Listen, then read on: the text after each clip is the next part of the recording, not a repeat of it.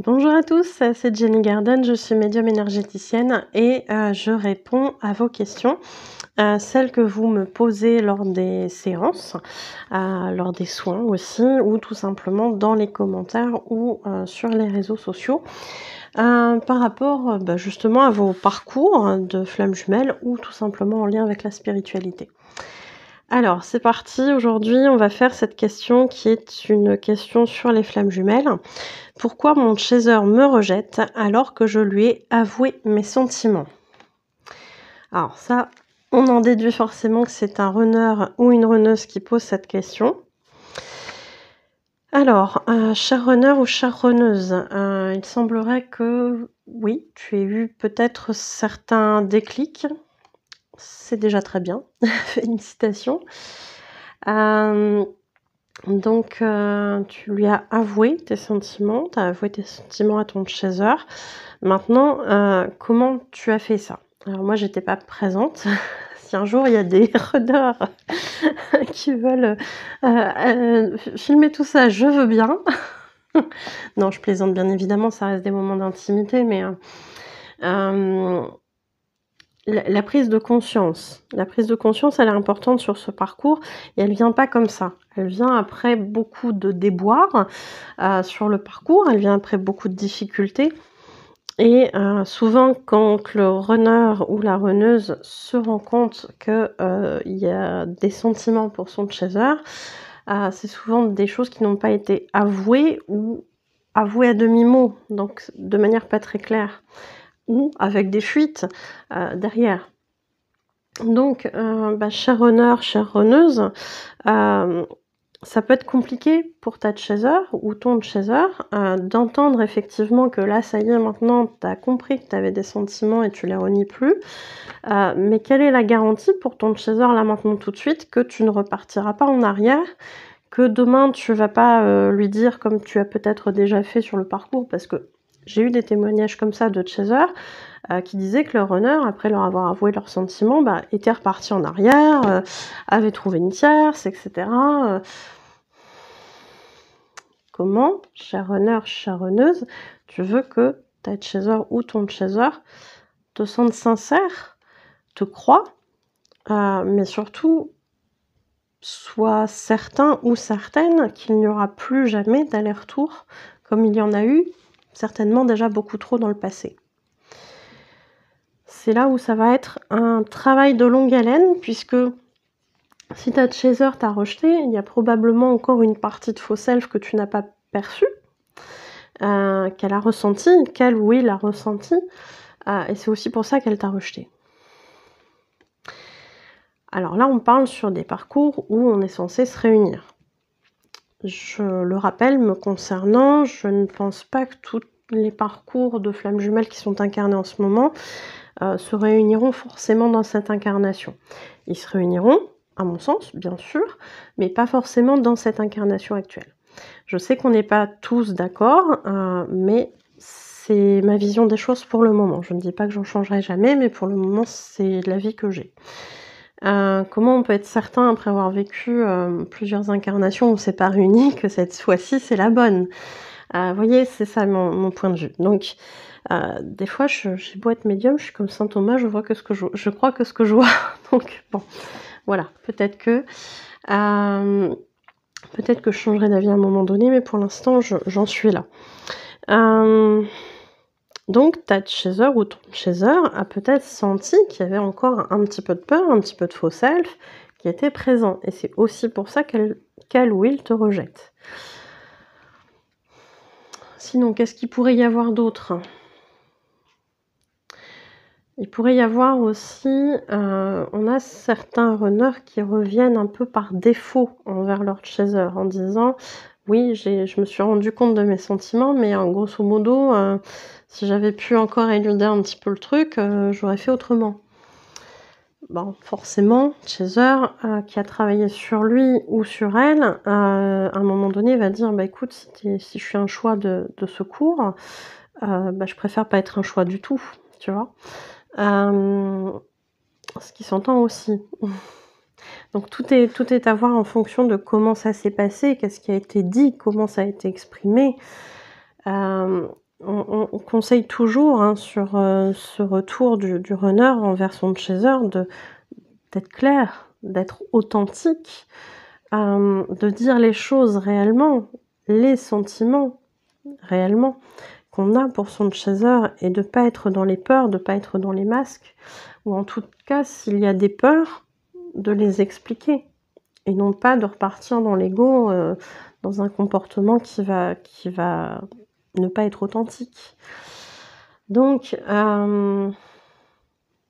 partir du moment où le runner est authentique, le chaser, je dirais, ne peut pas forcément rejeter son runner ou sa runneuse, à mon sens. Après, tout dépend si vous êtes, en tant que runner premier éveillé ou second éveillé. Si vous êtes second éveillé, normalement, c'est vous qui allez rechercher votre chaser. Je suis pas forcément très à l'aise parce que c'est pas les cas que j'ai en majorité, et je dirais même que j'en ai très très peu, des runners qui sont éveillés en premier. Et là, il semblerait, après quelques recherches que j'ai fait, que ce soit au chaser de revenir vers son runner un peu plus tard. Donc si vous êtes dans cette configuration, vous qui avez posé cette question-là, où vous êtes le premier cheminant, le premier éveillé entre guillemets, il semblerait que là, ce soit à votre chaser d'aller, de revenir vers vous à un moment donné. Donc tout dépend.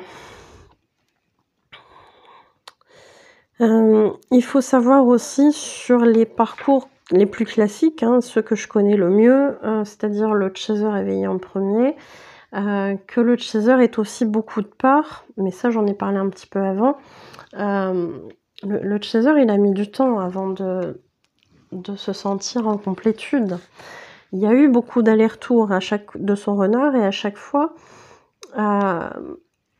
il a cru son runner. Le chaser a cru son runner qui disait oui, c'est bon, ok. Et puis à chaque fois, il s'est pris un mur derrière, avec une fuite, avec un déni des sentiments, avec plein de choses. Donc forcément que le chaser, quand il voit son runner revenir après avoir été touché du doigt ou y être complètement en complétude, quand le runner revient, en fait, c'est très compliqué. Ça vient brasser beaucoup d'émotions, comme du côté du runner, hein, j'en suis persuadée. Et là, dans la tête du chaser, c'est « Ouf, il revient, il va encore tout foutre mon boulot par terre. Non, je ne veux pas ». Ça peut être aussi ce genre de réaction. Parce que la complétude, on a souvent mis plusieurs mois, voire plusieurs années à l'atteindre complètement. Et après, il faut la stabiliser, cette complétude. Donc, autant vous dire que le runner qui déboule parce qu'il sent que son chaser, il est bien, vient appuyer sur les dernières blessures. C'est le jeu, hein, c'est ça qui se passe, hein, dans les parcours. Donc, le chaser, à un moment donné, se dit « Non mais c'est bon, moi j'ai plus envie de souffrir, hein ». Donc forcément qu'il va avoir des réticences, ce chaser, qui va revoir son runner, qui va entendre peut-être des choses que son runner ne lui a jamais dites avant, ou entendre de nouveau ces choses-là, mais avoir des peurs que ces paroles s'envolent encore une fois, avec toutes les souffrances que ça vient ramener après ça. Donc, cher runner qui serait second éveillé sur le parcours, à vous de montrer à votre chaser que cette fois-ci, vous pouvez, ils peuvent, ce chaser peut vous faire confiance. À vous de le montrer, à vous de persévérer dans le temps pour montrer que votre chaser peut avoir confiance en vous. Parce que la confiance, elle a été là. Des chances ont été redonnées sur le parcours. Moi, j'entends des témoignages comme ça très régulièrement. À un moment donné, le chaser a dit « C'est bon, quoi, moi j'arrête de croire à ces choses-là, c'est pas possible ». Donc, il y a de la méfiance, il y a la confiance qui a été rompue à un moment donné. Et puis, quel gage vous offrez aujourd'hui? Comment savoir si vous êtes réellement stable aujourd'hui dans vos sentiments? Alors, il est sûr que, cher runner, si demain vous vous faites rejeter par votre chaser qui se dit je sais pas s'il est clairement dans la sincérité, dans l'authenticité, et si c'est vraiment un retour, et qui va vous rejeter, entre guillemets, c'est sûr que derrière, si vous allez vous réfugier dans les bras d'une tierce, votre chasseur ne vous croira pas. Donc, voilà, à vous de montrer que cette fois, vous êtes fiable. Je suis désolée de dire ce mot-là, mais soyez fiable, soyez stable dans vos émotions, dans la façon de revenir vers votre chaser. Si vous dites ça, mon chaser, t'es super important, je t'aime et compagnie, et que 15 jours après, elle vous voit derrière avec une tierce, elle se sera dit, votre chaser se sera dit, bah écoute, c'est pas la peine, quoi. C'est pas la peine. Mais en théorie, le runner ou la runneuse qui revient pour le vrai retour, pour la vraie réunion, normalement, est censé avoir compris que les tierces, finalement, ne sont pas la personne qu'il cherche, mais que c'est bien son chaser. Et en général, il sera prêt, justement, à montrer ces choses-là, à être patient, puisque son chaser a été aussi très patient pendant la première partie du parcours. Et moi, je dis toujours qu'on vit les choses... comment je pourrais dire? C'est comme s'il y avait une ligne. Vous avez le chaser ici, le runner ici, et en fait, cette ligne, elle fait ça. Vous voyez? Et c'est comme si le runner, là, en début de parcours, il vivait quelque chose. Le chaser, lui, vit autre chose. Et en fait, sur la fin de parcours, on vit, ça s'inverse. On vit l'un et l'autre ce que l'autre a vécu. Je sais pas si c'est clair de la manière dont je le dis, mais j'ai vraiment cette sensation de ça. Et donc, au début de parcours, le chaser aura patienté énormément de temps après son runner. Il y aura eu le switch et compagnie. Chacun fait son petit bonhomme de chemin de guérison. Et puis, à la fin du parcours, effectivement, c'est au runner d'attendre le chaser, d'attendre qu'il récupère la confiance en son runner.